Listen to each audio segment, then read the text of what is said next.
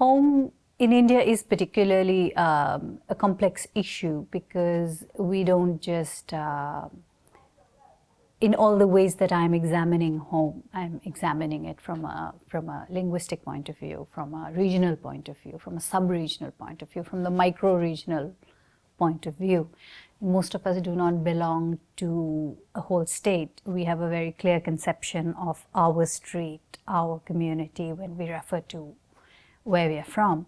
In our head, that's the mental picture we have. And in India, there is so much diversity that the whole question becomes more complicated because each neighborhood and each city can be quite unique in its culture.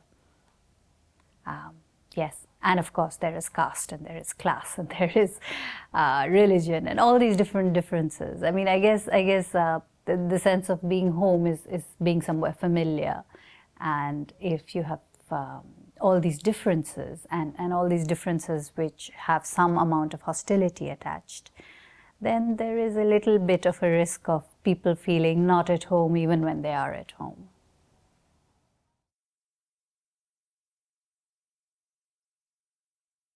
It could actually. I do feel that sometimes the things that we are familiar with are not very happy things. We're just used to them. And there is some part of us that is so used to them, and it is mixed up with the love that one finds in the community and in the family. It becomes very difficult to disengage yourself from the negative aspects of home without disengaging completely. So sometimes, yes, I identify up to a point with Heaney when he's talking about being alone and at home. Well, I don't know about the unhappy part, but yes, because I'm also quite at home when solitude, for instance, is not distressing to me.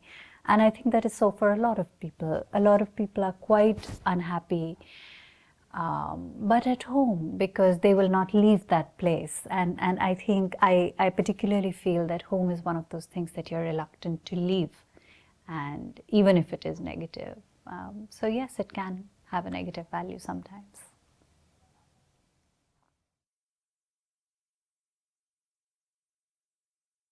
It's a question I've been trying to answer for many years, I think all my life in some ways, but certainly I've been writing a lot about it for the last 15 years in different ways, in reference to cities, in reference to the question of belonging.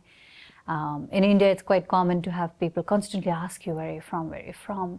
And also ask your location in terms of caste and class and religion. And it's a very direct question to which I didn't ever have very direct answers.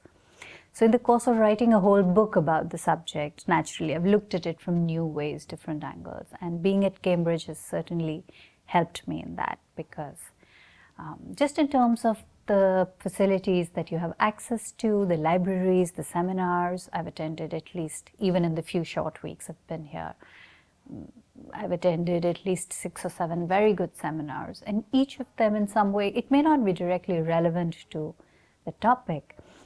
The topic may be violence, or it may be archaeology, it can be ancient history, it could be the subject of women, but every time you hear good conversation, access deep knowledge, some part of your brain begins to kind of join the dots and pull things together.